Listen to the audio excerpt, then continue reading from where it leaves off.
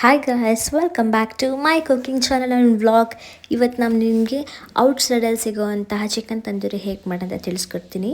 ನಾನಿಲ್ಲಿ ತಂದೂರಿಗಂತಲೇ chicken cut ಮಾಡಿಸಿದ್ದೀನಿ. ಇದಕ್ಕೆ ನಾನು ಗಟ್ಟಿ ಮೊಸರು, ನೆಕ್ಸ್ಟ್ ಇದಕ್ಕೆ ಚಿಲ್ಲಿ ಪೌಡರ್, ಸ್ಪೈಸಿ ಬೇಕಂದ್ರೆ ಜಾಸ್ತಿ ತೊಗೊಳ್ಳಿ. ನೆಕ್ಸ್ಟ್ ಇದಕ್ಕೆ ಪೆಪ್ಪರ್ ಪುಡಿ, ಗರಂ ಮಸಾಲ, ಜೀರಾ ಪುಡಿ ಮತ್ತು ಧನಿಯಾ ಪುಡಿ. ಇಲ್ಲಿ ಹಾಫ್ ಲೆಮನ್ ತೊಗೊಂಡಿದ್ದೀನಿ.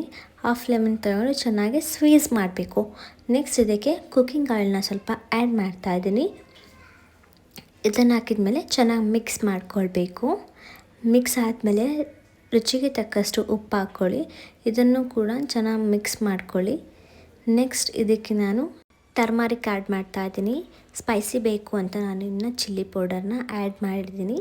ನೆಕ್ಸ್ಟ್ ಇದಕ್ಕೆ ಜಿಂಜರ್ ಗಾರ್ಲಿಕ್ ಪೇಸ್ಟ್ ಹಾಕಿದ್ಮೇಲೆ ಚೆನ್ನಾಗಿ ಮಿಕ್ಸ್ ಮಾಡ್ಕೊಳ್ಬೇಕು. ನೆಕ್ಸ್ಟ್ ಇದಕ್ಕೆ ನಾನು ಕಸ್ತೂರಿ ಮೇಥಿನ ಹಾಕಿ ಮತ್ತೆ ಮಿಕ್ಸ್ ಮಾಡ್ಕೊಳ್ತಾ ಇದ್ದೀನಿ. ನೋಡಿ, ಈ ಥರ ಕನ್ಸಿಸ್ಟೆನ್ಸಿ ಬರೋ ತನಕ ಮಿಕ್ಸ್ ಆಗಿರಬೇಕು. ನೆಕ್ಸ್ಟ್ ಇದಕ್ಕೆ ನಾನು ಚಿಕನ್ ಆ್ಯಡ್ ಮಾಡ್ತಾಯಿದ್ದೀನಿ. ಚಿಕನ್ನ ನಾವು ಚೆನ್ನಾಗಿ ಮಿಕ್ಸ್ ಮಾಡ್ಕೊಳ್ಬೇಕು. ಚಿಕನ್ ಮಸಾಲಾನ ಎಷ್ಟು ಅಬ್ಸರ್ವ್ ಮಾಡ್ಕೊಳ್ಳುತ್ತೋ ಟೇಸ್ಟ್ ಇನ್ನೂ ಚೆನ್ನಾಗಿರುತ್ತೆ.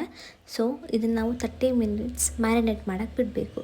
ನೆಕ್ಸ್ಟ್ ಅದೇ ಪ್ಯಾನ್ಗೆ ನಾನಲ್ಲಿ ಮ್ಯಾರಿನೇಟ್ ಆಗಿರೋಂಥ ಚಿಕನ್ನ ಬೇಯಿಸ್ಕೊಳ್ತಾ ಇದ್ದೀನಿ. ಚಿಕನ್ ಎಷ್ಟು ತನಕ ಬಿಡ್ತೀವೋ ನಾವು ನೆನೆಯೋಕ್ಕೆ, ಆ ಟೇಸ್ಟ್ ಇನ್ನೂ ತುಂಬ ಚೆನ್ನಾಗಿರುತ್ತೆ. ಸೊ ಇಲ್ಲಿ ಸ್ವಲ್ಪ ಬೆಂದಮೇಲೆ 2 side ಬೇಯಿಸ್ಕೊಳ್ಬೇಕು.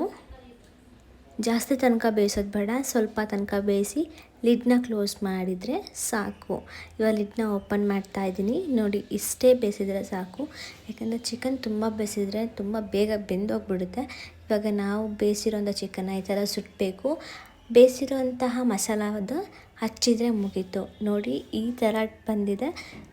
Same restaurant ಔಟ್ಸೈಡಲ್ಲಿ ಸಿಗೋವಂಥ chicken tandoori ಥರನೇ ಇದೆ. ನಿಮಗೂ ಈ ರೆಸಿಪಿ ಇಷ್ಟ ಆಗಿದೆ ಅಂದ್ಕೊಳ್ತೀನಿ. ನನ್ನ ವಿಡಿಯೋ ನಿಮ್ಗೆ ಇಷ್ಟ ಆಗಿದ್ದರೆ subscribe, like, share and comment ಮಾಡಿ.